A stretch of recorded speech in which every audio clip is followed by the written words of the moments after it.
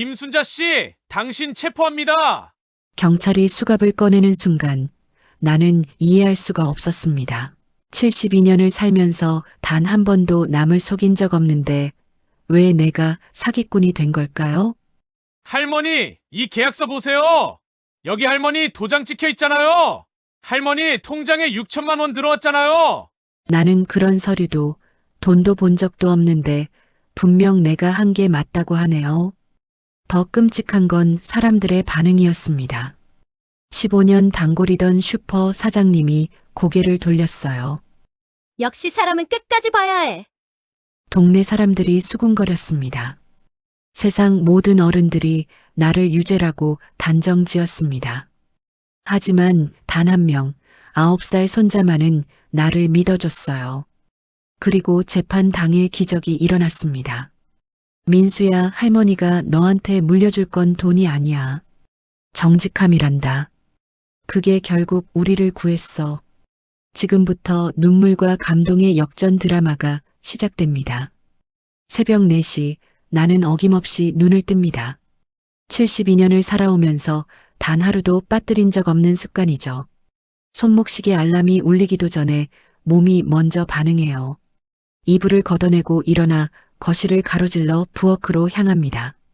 5평 남짓한 이 작은 공간이 바로 내 전쟁터예요. 도마 위에 물을 올려놓고 칼을 듭니다.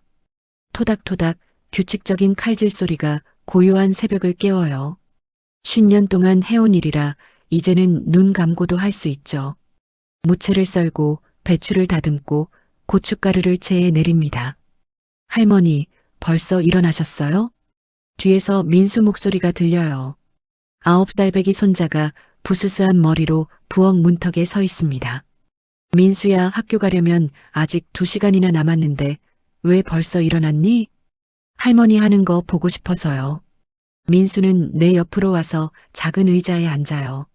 그리고는 내가 김치를 버무리는 모습을 신기한 듯 바라봅니다.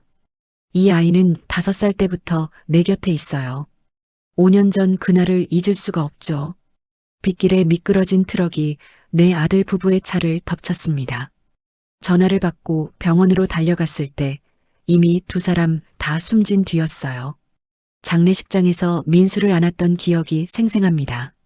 4살 배기 아이는 엄마 아빠가 왜 눈을 감고 누워 있는지 이해하지 못했죠. 그저 내 품에서 울기만 했어요. 할머니, 우리 반찬 가게 이름이 왜 정성 반찬이에요? 민수가 물어봅니다. 정성을 다해 만든다는 뜻이란다. 할머니가 22살 때 이 가게를 시작했는데 그때부터 단 한 번도 거짓을 보태지 않았어. 썩은 재료는 절대 안 쓰고 양도 속이지 않고 가격도 정직하게 받았지. 그래서 단골 손님이 이렇게 많은 거구나. 맞아요. 50년 동안 한결같이 정직하게 장사했더니 이 동네 사람들이 다 우리 가게 단골이 됐습니다. 아침 6시가 되자 가게 문을 엽니다.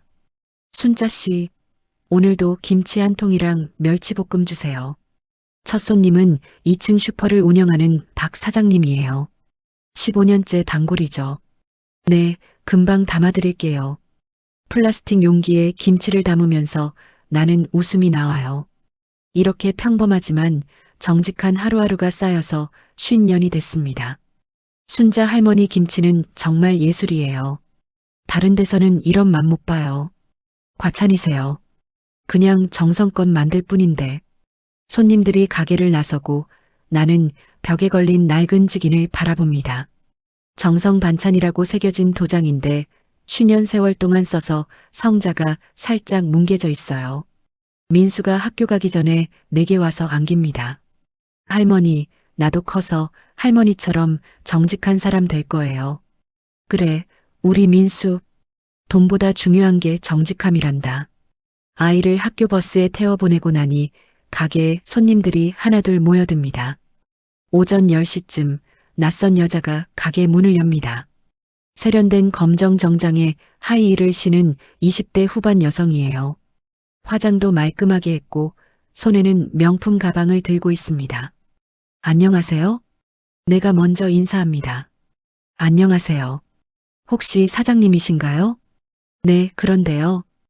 여자는 밝게 웃으며 가방에서 명함을 꺼냅니다. 청년 창업지원센터 팀장 이소희라고 합니다. 명함을 받아드는데 글씨가 잘 안 보여요. 안경을 찾아 쓰고 다시 봅니다.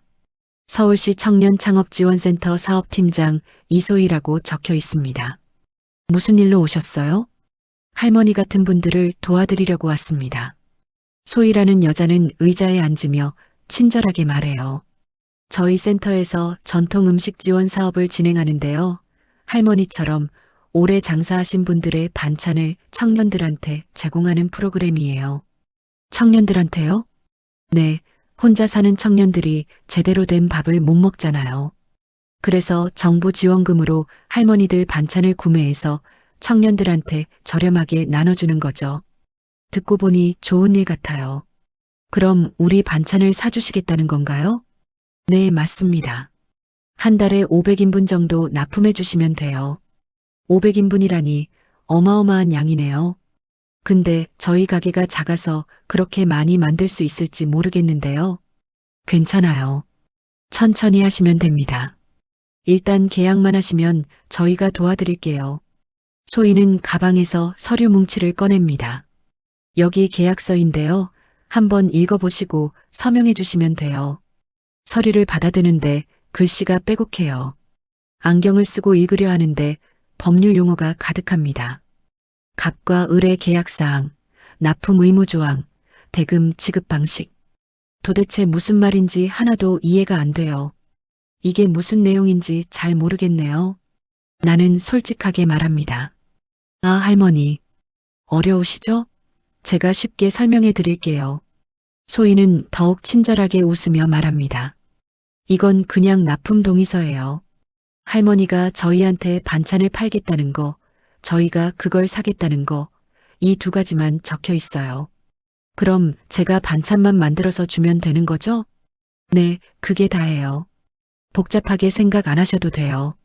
그 말을 듣고 나니 안심이 됩니다. 그럼 어디다 서명하면 돼요? 여기 밑에다 이름 쓰시고 도장 찍으시면 됩니다. 나는 벽에 걸린 정성반찬 직인을 가져옵니다. 50년 동안 써온 도장이라 손때가 묻어 반질반질해요.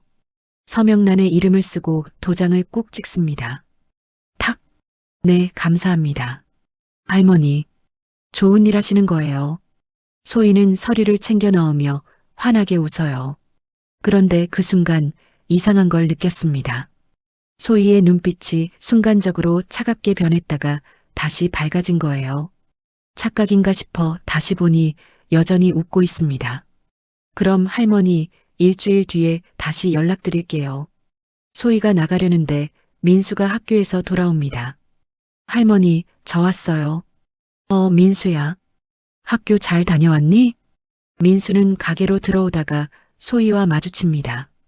소희는 민수를 보고 잠깐 표정이 굳더니 이내 다시 웃어요.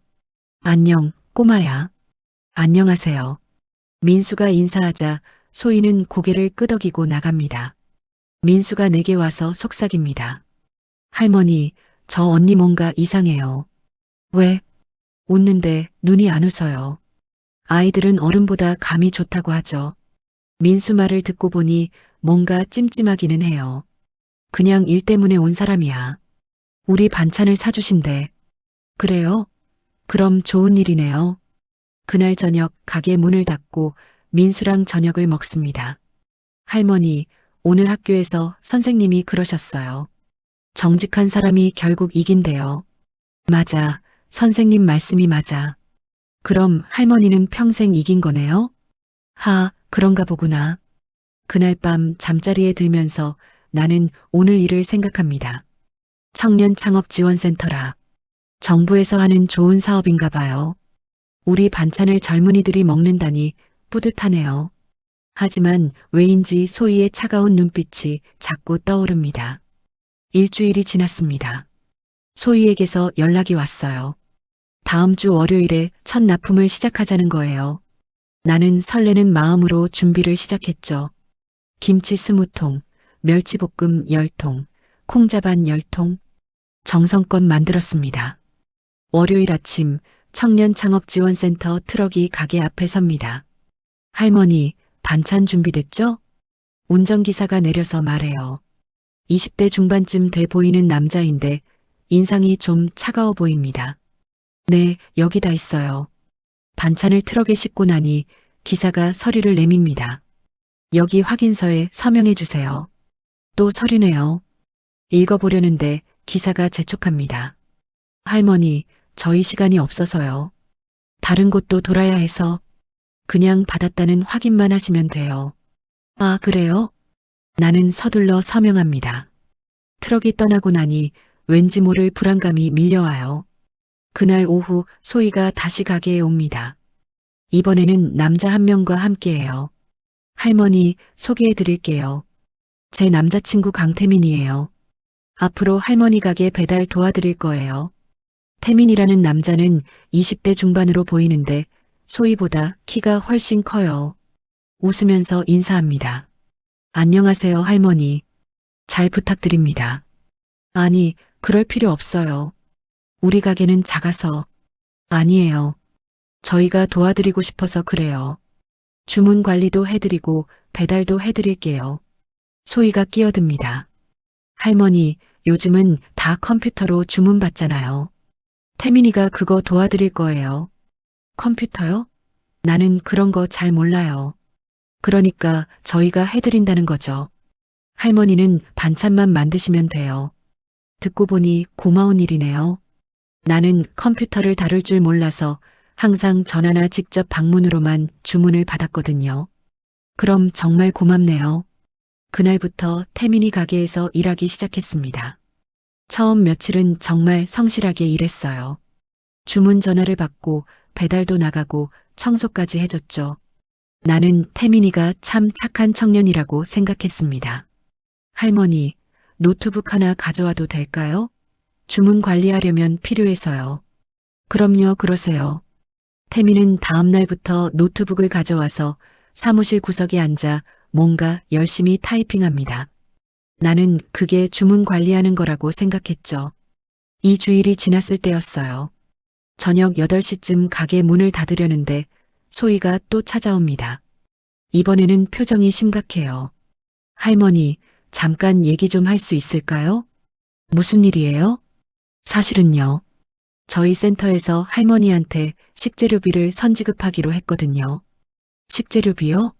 네, 계약서에 그렇게 되어 있잖아요. 할머니가 대량으로 반찬을 만들려면 재료를 많이 사야 하니까 그 돈을 미리 드리는 거예요. 나는 기억이 안 나요. 계약서에 그런 내용이 있었나? 저는 그런 얘기 들은 적 없는데요. 할머니, 계약서 다시 보여드릴까요? 소희는 가방에서 서류를 꺼냅니다.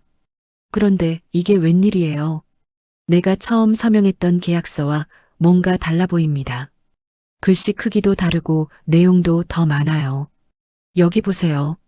갑은 을에게 식재료비 명목으로 6천만 원을 선지급한다고 되어 있잖아요. 6천만 원이요? 나는 깜짝 놀랐어요. 6천만 원이라니 내가 평생 모아도 모을 수 없는 큰 돈이에요. 네, 이게 3개월치 식재료비예요. 할머니가 받으셔서 재료 사시면 돼요. 아니, 나는 그런 큰 돈 필요 없어요. 그냥 반찬값만 주시면 돼요. 할머니, 계약서에 이렇게 되어 있는데 어떡해요? 저희도 규정을 따라야 해요. 소희는 억지로 웃으며 말합니다. 내일 할머니 통장으로 6천만 원 입금될 거예요. 그 돈으로 식재료 구매하시고 영수증 챙겨두세요. 나중에 정산할 때 필요하거든요. 아니, 정말 필요 없는데. 할머니, 이미 처리됐어요. 거절하시면 저희도 곤란해요. 소희는 그렇게 말하고 나가버립니다. 나는 멍하니 서 있었어요. 뭔가 잘못되고 있다는 느낌이 들었지만 정확히 뭔지 알 수 없었습니다. 다음 날 아침 통장을 확인하러 은행에 갔어요. 할머니, 어제 큰 돈 들어왔네요. 은행원이 말합니다. 얼마요? 6천만 원이요. 청년창업지원센터에서 입금됐다고 나와 있어요. 가슴이 철렁했어요. 정말로 입금이 됐구나. 이거 돌려보낼 수 있나요? 돌려보내시려면 입금한 곳에 연락하셔야죠. 나는 급하게 소희한테 전화했습니다. 여보세요, 소희 씨. 그 돈 말인데요. 저 정말 필요 없어요. 돌려드릴게요. 할머니, 뭘 그러세요? 계약대로 진행되는 거예요. 그 돈으로 재료 사시라니까요. 아니, 나는. 할머니, 저 바빠서 끊을게요. 전화가 끊겼어요. 나는 불안한 마음으로 집에 돌아왔습니다. 민수가 학교에서 돌아와서 물어봅니다. 할머니, 왜 얼굴이 안 좋아요? 아니야, 아무것도 아니야. 하지만 민수는 눈치챘어요. 할머니, 무슨 일 있어요? 나한테 말해봐요. 민수야, 할머니가 큰 돈을 받았단다. 큰 돈이요? 좋은 일 아니에요? 아니야.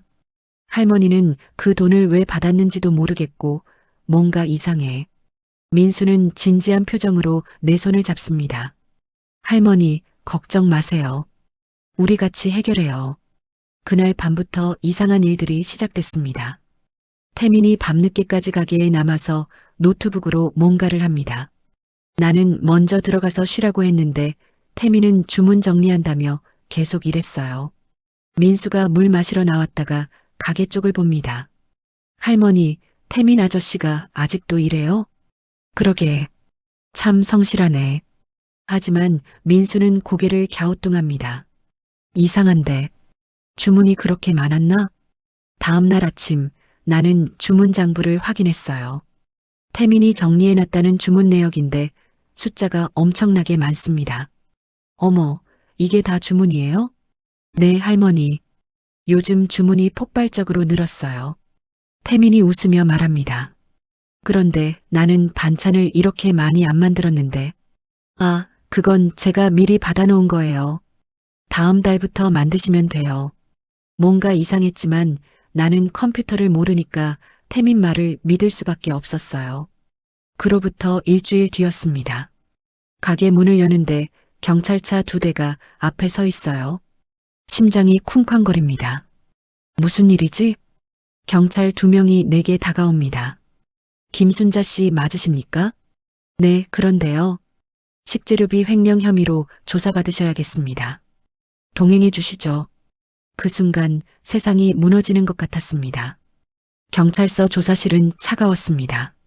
형광등 불빛이 하얗게 내 얼굴을 비추고 쇠 책상 앞에 앉은 형사는 무표정하게 서류를 펼쳐놓았어요. 김순자 씨, 청년 창업지원센터로부터 식재료비 명목으로 6천만 원을 받으셨죠? 네, 받긴 했는데요. 그건 제가 원한 게 아니라 원하지 않았어도 받으신 건 사실 아닙니까? 형사의 목소리가 차갑습니다. 그렇긴 한데 그 돈을 왜 받았는지도 모르겠고. 모르겠다고요? 여기 계약서 보세요. 형사가 서류를 내 앞에 탁 놓습니다. 나는 떨리는 손으로 서류를 집어들었어요. 안경을 쓰고 읽어보는데 깜짝 놀랐습니다. 분명히 내가 서명한 계약서가 맞는데 내용이 완전히 달라져 있었어요. 갑청년 창업지원센터는 을김순자에게 식재료비 선지급금으로 6천만 원을 지급하며 을은 이를 식재료 구매에만 사용하고 3개월 이내 반찬 납품으로 정산한다. 이게 아니었는데요. 내가 떨리는 목소리로 말합니다. 뭐가 아니었습니까? 제가 서명한 계약서는 그냥 반찬 납품 계약이었어요. 이런 내용 없었어요. 하지만 여기 할머니 서명이 있잖습니까? 도장도 찍혀 있고요. 형사가 계약서 하단을 가리킵니다. 정말로 내 이름과 정성 반찬 직인이 찍혀 있어요. 그건 맞는데 내용이 바뀐 거예요. 할머니, 계약서 위조는 중범죄입니다. 함부로 그런 말씀하시면 안 돼요. 아니, 정말이에요. 나는. 좋습니다. 그럼 식재료는 구매하셨습니까? 아니요. 그런 큰 돈으로 뭘 사야 할지 몰라서. 식재료를 구매하지 않으셨다고요? 형사의 목소리가 더 차가워집니다. 그럼 6천만 원은 어디 쓰셨습니까? 안 썼어요. 통장에 그대로 있어요. 통장 좀 보여주시겠습니까? 나는 가방에서 통장을 꺼내 건넸어요. 형사가 내역을 확인하더니 고개를 갸웃합니다. 할머니, 여기 잔액이 80만 원밖에 안 되는데요? 뭐라고요? 나는 벌떡 일어났습니다. 6천만 원이 들어온 통장 맞습니까? 맞아요. 분명히 어제까지 6천만 원이 있었어요. 형사는 한숨을 쉽니다. 할머니, 거짓말하시면 안 됩니다. 여기 거래 내역 보세요. 컴퓨터 화면을 돌려서 보여주는데 정말로 잔액이 80만 원이에요. 그리고 6천만 원 입금 기록도 없습니다. 이게 어떻게 된 거예요? 분명히. 할머니, 혹시 다른 통장 아니십니까? 아니에요. 나는 이 통장 하나밖에 없어요. 형사는 뭔가 적더니 말합니다. 일단 오늘은 여기까지 하겠습니다. 하지만 조사는 계속될 겁니다. 증거가 명확하거든요. 무슨 증거요? 청년창업지원센터 측에서 제출한 자료에 따르면 할머니 명의로 6천만 원이 입금됐고 할머니는 식재료를 납품하지 않으셨습니다. 이건 명백한 횡령입니다. 아니에요. 나는 횡령 같은 거 안 했어요. 내가 소리쳤지만 형사는 고개를 저을 뿐입니다. 집으로 돌아오는 길 다리에 힘이 풀렸어요. 현관문을 여는데 민수가 달려옵니다. 할머니, 경찰서 갔다 왔어요? 무슨 일이에요? 나는 주저앉아 버렸습니다. 민수가 나를 부축해서 소파에 앉힙니다. 할머니, 울지 마세요. 무슨 일인지 말해봐요. 나는 떨리는 목소리로 오늘 있었던 일을 얘기했어요. 6천만 원 횡령 혐의, 바뀐 계약서, 사라진 돈. 민수는 내 손을 꽉 잡습니다. 할머니, 나는 할머니 믿어요. 할머니가 그럴 리 없어요. 고마워, 민수야. 하지만 경찰도 안 믿는데. 그날 밤부터 악몽이 시작됐습니다. 다음 날 아침 가게 문을 열었는데 단골 손님들이 안 와요. 항상 아침 7시에 오시던 박 사장님도 점심때 오시던 이 아줌마도 안 옵니다. 점심때쯤 슈퍼 주인 아주머니가 조심스럽게 들어옵니다. 순자씨, 어서 와요. 오늘은 김치가. 순자씨, 미안한데 앞으로 반찬은 다른 데서 사야겠어요. 가슴이 철렁합니다. 왜요? 우리 반찬이 입에 안 맞았어요? 그게 아니라 맘카페에 글이 올라왔거든요. 맘카페요? 아주머니는 휴대전화를 꺼내 보여줍니다. 성북동 정성반찬 사기주의. 정부 지원금 6천만 원 횡령한 할머니. 절대 거래하지 마세요. 우리 세금으로 사기치는 인간들. 댓글도 수십 개 달려 있어요. 헐, 진짜?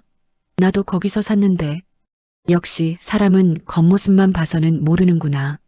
할머니가 저럴 줄이야. 실망이다. 경찰서 조사받았다던데 곧 구속될 듯. 나는 휴대전화를 떨어뜨릴 뻔했어요. 이게 다 거짓말이에요. 나는 순자씨 믿고 싶은데 사람들이 뭐라고 할까봐. 미안해요. 아주머니가 나가고 가게는 텅 비었습니다. 그날 오후 더 충격적인 일이 벌어졌어요. 국선 변호사라는 사람이 찾아왔습니다. 박준혁이라는 30대 중반 남자예요. 안녕하세요, 김순자 씨. 저는 이번 사건 국선 변호를 맡은 박준혁 변호사입니다. 변호사님, 감사합니다. 제가 억울해요. 저는. 할머니, 일단 앉으시죠. 박준혁은 가방에서 서류를 꺼내 책상에 놓습니다. 솔직히 말씀드리면 이번 사건은 증거가 너무 명확합니다. 네. 계약서에 할머니 서명 있고요. 6천만 원 입금 기록도 있고요. 식재료 납품 안 한 것도 확인됐습니다. 아니, 그게 다 조작된 거예요. 조작이라는 증거가 있습니까? 나는 말문이 막혔어요. 그러니까 제 조언은 이겁니다. 차라리 자백하시고 선처를 구하는 게 나을 것 같습니다. 자백이요? 제가 뭘 자백해요? 횡령 사실을 인정하시고 돈을 갚겠다고 하시면 형량이 줄어들 수 있습니다. 아니에요. 나는 안 했어요. 내가 소리치자 박준혁은 한숨을 쉽니다. 할머니, 고집 부리시면 재판에서 집니다. 증거가 너무 명확하거든요. 증거가 다 거짓인데 뭘 어떡하라고요? 할머니, 진정하세요.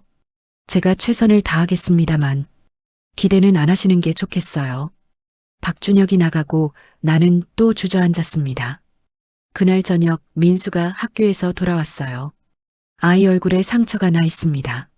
민수야, 얼굴이 왜 그래? 괜찮아요, 할머니. 누가 때렸니? 민수는 고개를 떨굽니다. 애들이 할머니가 사기꾼이래요. 그래서 나한테도 내 가슴이 찢어지는 것 같았어요. 미안해, 민수야. 할머니 때문에. 아니에요, 할머니. 할머니 잘못 아니에요. 민수가 나를 꼭 안아줍니다. 그날 밤 가게 유리창에 돌이 날아왔어요. 퍼져.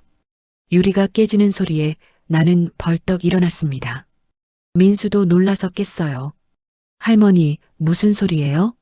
민수야, 방에 있어. 나갈게. 가게로 나가보니 유리창이 깨져 있고 돌멩이가 바닥에 굴러다닙니다. 돌멩이에 쪽지가 붙어 있어요. 사기꾼, 당장 나가. 손이 부들부들 떨렸습니다. 50년 동안 정직하게 살아왔는데 하루아침에 사기꾼이 됐어요.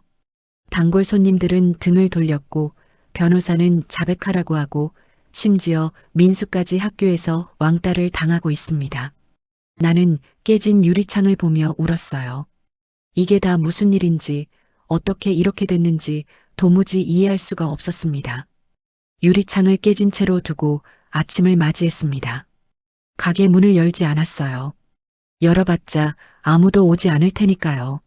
민수는 학교에 보내고 싶지 않았지만 아이가 고집을 부렸어요. 할머니, 나 학교 가야 해요. 안 가면 더 이상하잖아요. 하지만 애들이 괜찮아요. 나 강해요. 민수는 웃으며 학교에 갔지만 나는 하루 종일 가슴이 조였습니다. 점심때쯤 문 두드리는 소리가 들렸어요. 누군가 했더니 태민이었습니다. 할머니, 안에 계세요? 나는 문을 열었어요. 태민은 걱정스러운 표정으로 깨진 유리창을 봅니다. 할머니, 이게 어떻게 된 거예요? 누가 돌을 던졌어요. 너무하네요. 제가 고쳐드릴게요. 태민은 그날 오후 내내 유리창을 고쳐줬어요. 새 유리를 사다가 직접 끼워 넣고 테이프로 마무리까지 했습니다. 고마워요, 태민 씨. 당신만 저를 믿어주는 것 같네요. 할머니, 저는 할머니가 그런 분 아니라는 거 알아요. 제가 도와드릴게요. 태민의 말이 고마웠어요. 온 세상이 나를 의심할 때 이렇게 믿어주는 사람이 있다는 게 위안이 됐습니다. 태민 씨, 앞으로도 계속 도와주실 수 있어요? 당연하죠. 제가 주문 관리도 계속 해드릴게요. 할머니는 반찬만 만드세요. 그날부터 태민은 더 자주 가게에 나왔어요. 하지만 이상한 점이 있었습니다. 어느 날 밤 나는 잠이 안 와서 거실에 앉아 있었어요. 시계를 보니 새벽 2시. 그런데 가게 쪽에서 불빛이 보이는 거예요. 누가 들어온 건가? 나는 조심스럽게 가게로 갔습니다. 문틈으로 안을 들여다보니 태민이 노트북 앞에 앉아 뭔가 열심히 타이핑하고 있어요. 이 밤중에 무슨 일을 하는 거지? 나는 문을 열려다 멈췄어요. 태민이 중얼거리는 소리가 들렸거든요. 이 정도면 충분하겠지. 주문서 100건 더 위조하면. 위조? 내 심장이 쿵쾅거렸습니다. 나는 조용히 뒤로 물러났어요. 태민이 나를 보면 안 돼요. 방으로 돌아와 문을 닫았지만 잠을 잘 수가 없었습니다. 태민이 뭘 위조하는 거지? 주문서를? 다음 날 아침 나는 태민이 정리해 놓은 주문서를 몰래 확인했어요. 놀랍게도 주문서가 수백 장이나 됩니다. 그런데 이상한 게 내가 전혀 모르는 주문들이 대부분이에요.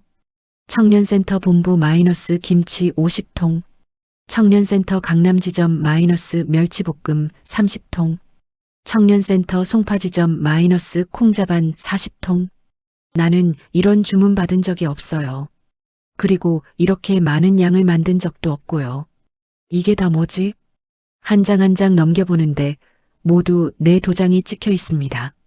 정성반찬 직인이 선명하게 찍혀 있어요. 그런데 이상합니다. 도장 모양이 뭔가 다른 것 같아요. 평소에 쓰던 직인은 성자가 뭉개져 있는데 여기 찍힌 건 너무 선명합니다. 누가 새 도장을 만들었나? 그때 민수가 학교에서 돌아왔어요. 할머니, 저 왔어요. 민수야, 이것 좀 봐봐. 나는 주문서를 보여줬어요. 민수는 하나하나 자세히 봅니다. 할머니, 이거 이상한데요? 뭐가? 여기 적힌 날짜들 봐요. 이건 할머니가 경찰서 조사받던 날이에요. 그날 할머니 가게 문 닫았잖아요. 맞아요. 그날은 하루 종일 경찰서에 있었어요. 그럼 이 주문은 거짓이란 말이니? 그런 것 같아요. 그리고 여기 도장도 이상해요. 민수는 벽에 걸린 우리지긴을 가져와서 비교합니다. 봐요, 할머니. 진짜 도장은 성자가 뭉개졌는데 여기 찍힌 건 새 거예요. 나는 소름이 돋았어요. 그럼 태민이가 그때 가게 문이 열리는 소리가 들렸습니다. 할머니, 오늘도 주문 확인하러 왔어요. 태민의 목소리예요. 나는 재빨리 주문서를 서랍에 숨겼어요. 민수도 방으로 들어갔고요. 태민 씨. 어서 와요. 할머니, 오늘은 좀 일찍 왔네요. 컴퓨터 작업이 좀 밀려서요. 태민은 환하게 웃으며 노트북을 펴니다. 나는 태민을 보면서 생각했어요. 이 사람이 정말 나를 도와주려는 걸까? 아니면 나를 함정에 빠뜨리려는 걸까? 저녁이 되자 소희도 찾아왔습니다. 할머니, 요즘 힘드시죠? 네. 좀 그래요. 제가 변호사님께 잘 말씀드릴게요. 할머니가 억울하다고요. 소희는 친절하게 웃지만 그 눈빛은 여전히 차갑습니다. 고마워요, 소희 씨. 할머니, 그나저나 재판 준비는 하고 계세요? 박준혁 변호사님이 자백하라고만 하시는데요. 소희의 입꼬리가 살짝 올라갑니다. 그래요? 변호사님이 그러시면 그게 최선일 거예요. 하지만 저는 안 했는데. 할머니, 증거가 너무 명확하잖아요. 싸워봤자 지는 거예요. 소희는 그렇게 말하고 나갔어요. 밤이 되자 민수가 내게 왔습니다. 할머니, 나 이제 알겠어요. 뭘? 태민 아저씨랑 소희 언니가 한패예요. 둘이 짜고 할머니를 함정에 빠뜨린 거예요. 그럴 리가. 태민 씨는 우리를 도와주잖아. 아니에요, 할머니. 태민 아저씨가 새벽에 뭐 하는지 나도 봤어요. 노트북으로 주문서 만들고 있었어요. 민수는 내게 공책을 보여줍니다. 거기에 뭔가 적혀 있어요. 의심사항, 계약서 내용 바뀜, 6천만 원 통장 입금 기록 조작, 주문서 위조, 도장 위조, 변호사가 이상함. 민수야, 넌 이걸 언제? 할머니, 나는 할머니 믿어요. 그래서 증거를 찾을 거예요. 9살 손자가 이렇게 의젓하게 말하는 게 기특하면서도 마음이 아팠어요. 민수야, 고마워. 하지만 위험할 수도 있어. 괜찮아요. 나 똑똑하잖아요. 그날 밤 나는 잠을 설쳤습니다. 온 세상이 나를 적으로 돌렸어요. 단골 손님들은 떠났고 동네 사람들은 수군거리고 심지어 나를 변호해야 할 변호사마저 자백하라고 합니다. 하지만 민수만은 나를 믿어줘요. 이 아이를 위해서라도 포기하면 안 돼. 나는 주먹을 꽉 쥐었습니다. 다음 날 아침 더 충격적인 일이 벌어졌어요. 신문에 기사가 났습니다. 성북동 반찬가게 할머니 정부지원금 6천만 원 횡령 혐의. 재판 앞두고 증거 속속 드러나. 기사 아래에는 내 사진까지 실렸어요. 누가 몰래 찍은 건지 가게 앞에서 고개 숙이고 있는 내 모습이 나왔습니다. 동네 사람들이 가게 앞을 지나가며 손가락질합니다. 저 할머니가 그렇게 나쁜 사람이었대. 10년 동안 속인 거지 뭐. 역시 사람은 끝까지 봐야 해. 나는 가게 문을 닫고 안에만 있었어요. 모든 게 절망적으로 보였습니다. 재판까지 사흘 남았습니다. 민수는 학교를 조퇴했어요. 선생님한테 배가 아프다고 거짓말했죠. 하지만 나를 위해서라면 이 정도는 괜찮다고 생각한 모양이에요. 할머니, 나 증거 찾으러 갈게요. 민수야, 위험해. 괜찮아요. 태민 아저씨 지금 없잖아요. 민수는 가게로 가서 태민이 쓰던 책상 서랍을 열었습니다. 주문서 뭉치가 가득했어요. 청년센터 본부 마이너스 김치 100통. 날짜 10월 15일. 민수는 내 수첩을 가져와서 비교했어요. 나는 매일 만든 반찬을 수첩에 적거든요. 10월 15일을 찾아보니 김치 10통밖에 없었습니다. 거짓말이네. 민수는 휴대전화로 주문서들을 사진 찍기 시작했어요. 그러다 이상한 걸 발견했습니다. 주문서에 찍힌 도장이 내 도장이랑 달라요. 민수는 벽에 걸린 진짜 정성 반찬 직인을 가져왔어요. 성자가 다르네. 진짜 도장은 50년 동안 써서 성자 오른쪽 부분이 뭉개져 있어요. 그런데 주문서에 찍힌 도장은 새 것처럼 선명합니다. 민수는 공책을 꺼내 적기 시작했어요.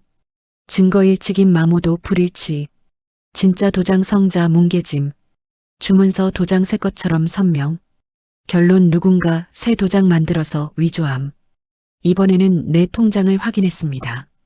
나는 평생 성북지점 은행만 이용했어요. 통장 거래 내역을 보니 모든 입출금이 성북지점 코드 182호로 되어 있습니다. 그런데 신문에 났던 6천만 원 입금 기록 사진을 보니 강남지점 코드 451이에요. 할머니는 강남지점 간 적도 없는데 증거 이 은행 지점 코드 불일치. 할머니 통장 평생 성북지점 182만 사용.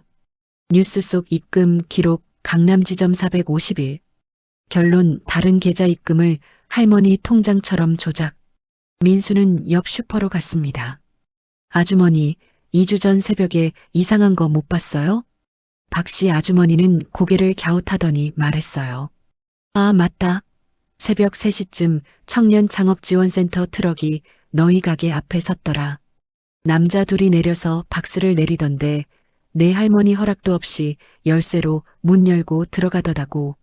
증거 3센터 트럭 새벽 목격.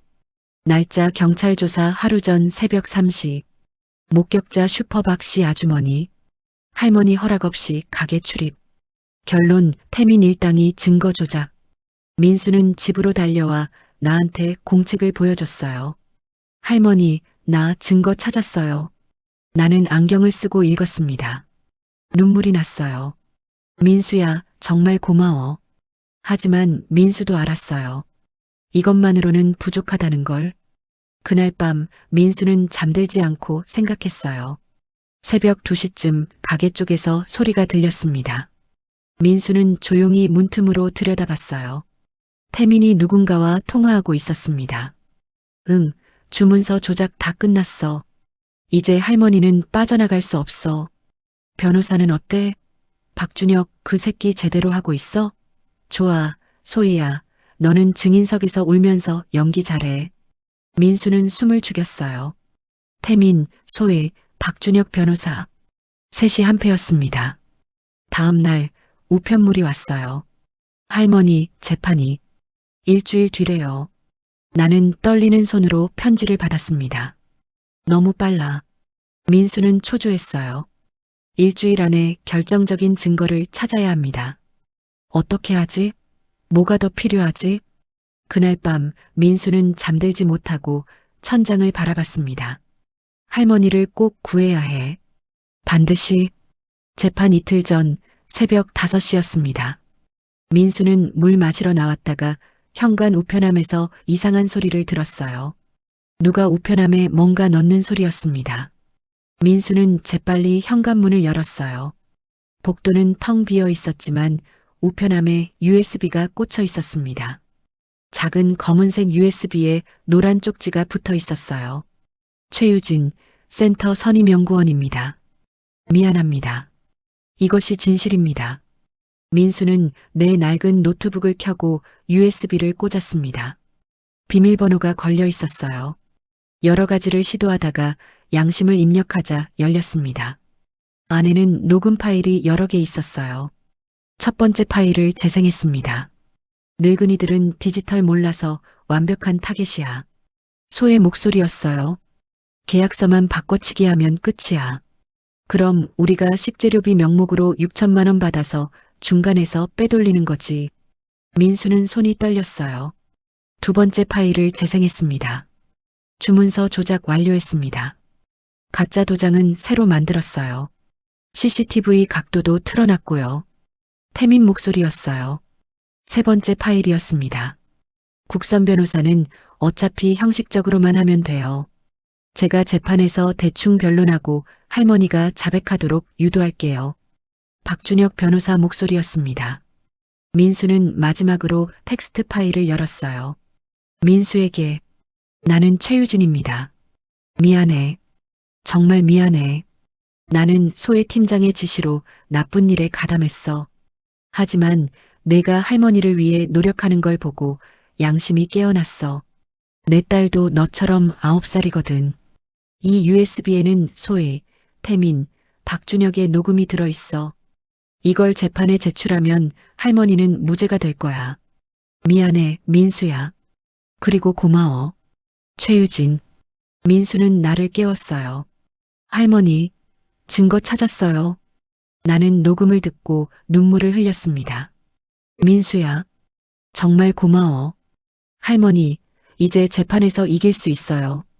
그날 오후 민수 친구 준우 아버지인 김 기자가 찾아왔습니다. 증거가 있다고요? 민수는 USB를 보여줬어요.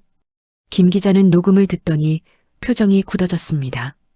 이건 엄청난 건데요. 내일 아침 신문 일면에 실릴 겁니다. 민수는 USB를 복사해서 여러 개 만들었어요. 혹시 몰라서요. 재판은 내일입니다. 민수는 잠들기 전에 창밖을 바라봤어요. 내일은 할머니가 이긴다. 꼭 이긴다. 나도 민수 손을 잡았습니다. 민수야, 내가 있어서 할머니는 행복해. 재판 당일 아침 신문 일면에 큰 기사가 실렸습니다.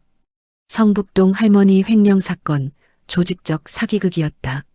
나와 민수는 법원으로 향했어요. 법원 앞에는 기자들이 가득했습니다. 할머니, 정말 무죄라고 생각하십니까? 나는 대답하지 않고 법정으로 들어갔어요. 재판장이 들어오고 모두 일어섰습니다. 지금부터 김순자 피고인에 대한 심리를 시작하겠습니다. 검사가 일어났어요. 재판장님, 이번 사건은 매우 명백합니다. 피고인은 6천만 원을 횡령했습니다. 검사는 계약서, 통장 거래 내역, 주문서를 제출했습니다. 징역 3년을 구형합니다. 나는 온몸이 떨렸어요. 박준혁 변호사가 일어났지만 형식적으로만 변론했습니다. 피고인은 고령이고 디지털에 익숙하지 않고. 재판장이 물었어요. 변호인, 구체적인 반박 증거가 있습니까? 없습니다. 방청석이 웅성거렸습니다. 모든 게 끝난 것 같았어요. 그때였습니다. 재판장님, 민수가 일어섰어요. 우리 할머니는 억울해요. 재판장이 당황했지만 나는 손을 들었습니다. 재판장님, 제 손자가 중요한 증거를 찾았습니다. 재판장은 고개를 끄덕였어요. 허가합니다. 10분 드리겠습니다. 민수가 앞으로 나왔어요. 저는 3가지 증거를 찾았습니다. 민수는 도장 사진을 들어 올렸어요. 할머니 도장은 50년 써서 성자가 뭉개졌어요. 근데 주문서 도장은 새 거예요. 누가 위조한 거예요? 재판장이 확인했습니다. 2번째 증거예요. 할머니는 평생 성북 지점만 쓰셨는데 6천만 원 입금은 강남 지점이에요. 누가 다른 계좌로 조작한 거예요. 검사의 얼굴이 굳어졌어요. 3번째 증거예요. 새벽 3시에 센터 트럭이 와서 할머니 허락 없이 가게에 들어갔어요. 방청석이 술렁였습니다. 민수는 마지막으로 USB를 꺼냈어요. 이게 결정적 증거예요. 녹음 파일이에요. 노트북에서 소의 목소리가 흘러나왔습니다. 늙은이들은 디지털 몰라서 완벽한 타겟이야. 계약서만 바꿔치기 하면 끝이야. 법정이 숨을 죽였어요. 태민 목소리가 이어졌습니다. 주문서 조작 완료했습니다. 가짜 도장도 만들었고요. 박준혁 변호사 목소리도 들렸어요. 국선 변호사는 형식적으로만 하면 돼요. 할머니가 자백하도록 유도할게요. 방청석이 폭발했습니다. 소희는 의자에 주저앉았고 태민은 얼굴을 가렸어요. 민수가 마지막으로 말했어요. 할머니는 50년 동안 정직하게 사셨어요. 제발 믿어주세요. 재판장이 망치를 들었습니다. 잠시 휴정하겠습니다. 1시간 후 재판이 재개됐습니다. 재판장이 망치를 들었어요. 제출된 증거를 검토한 결과 피고인 김순자에 대해 무죄를 선고합니다. 탕! 법정이 환호성으로 터졌어요. 나는 주저앉아 울었습니다. 민수가 달려와 나를 안았어요. 할머니, 우리 이겼어요. 고마워, 민수야. 재판장이 계속 말했습니다. 이소희, 강태민, 박준혁은 사기, 위조, 증거인멸 혐의로 구속합니다. 경찰이 세 사람에게 수갑을 채웠어요. 소희가 절규했지만 법은 냉정했습니다. 법정을 나서는데 동네 사람들이 다가왔어요. 할머니, 정말 죄송합니다. 슈퍼박 씨 아주머니도 왔습니다. 순자 씨 미안해요. 나는 고개를 저었어요. 괜찮아요. 다 이해해요. 며칠 후 유진이 딸과 함께 가게를 찾아왔습니다. 할머니, 정말 죄송합니다. 유진은 무릎을 꿇고 울었어요. 일어나요. 당신은 잘못을 깨달았잖아요. 제 딸이 민수를 보면서 물었어요. 그때 가슴이 찢어지더라고요. 민수가 유진에게 다가갔어요. 언니 고마워요. 언니가 USB 안 줬으면 할머니 못 구했을 거예요. 유진은 민수를 안았어요. 3개월이 흘렀습니다.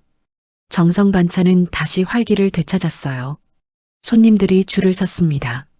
새 간판이 걸렸어요. 정성 반찬 마이너스 50년 정직이 증명한 진실.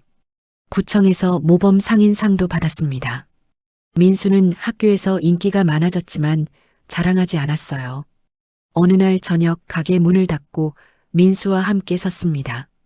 민수야. 네, 할머니. 할머니가 너한테 물려줄 건 돈이 아니야. 알아요. 정직함이요. 나는 민수 머리를 쓰다듬었어요. 맞아. 돈은 언제든 잃을 수 있어.